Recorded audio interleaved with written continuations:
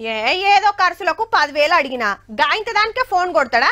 అరే జీతానికి పని చేయాలంటే ఎట్లబ్బా 5,000కే ఇంత ఆగమాగం చేస్తాడా? గాయన లెక్క నేనేమన్నా లక్షలు అడిగినా ఇయ్యనంటే ఇయ్యమని చెప్పాలే గాని గిట్లా నమ్మించి మోసం చేసుడు ఎంతవరకు కరెక్టు? పని చేసినా డిస్కౌంట్ ఇచ్చినా అయినా పట్టిస్తారా? గీ మనుషులకు గింత నియత లేదబ్బా అని ఫీల్ అవుతుర్రట కొందరు ఉత్తమ ఆఫీసర్లు. అరే ఏంది సారు ఇది అవినీతి చేప తిమింగలం అనంగా ఇన్నాం గాని మీరు అవినీతి అనకొండ లెక్కున్నారు కదా. లంచమే 5 కోట్లు అడిగిరంటే దేశంలో కొత్త రికార్డు కొట్టేసినట్టే సారు. మీరు టోకెన్ అమౌంట్ కింద 25 లక్షలు ముట్టినాయి. మీ ఏడాది జీతం ఒకటే నాడు కమాయించాలి అనుకున్నారా ఎట్లా?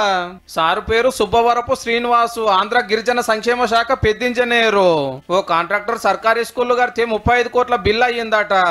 గది సాంక్షన్ చేస్తానికి 5 కోట్ల లంచం డిమాండ్. మళ్ళా హోరక్కో 35 కోట్లలో 5 కోట్లు నీకే సమర్పిస్తే ఇక నాకే మిగులుతుంది అని సీదా ఏసీబీని కలిచేయండు.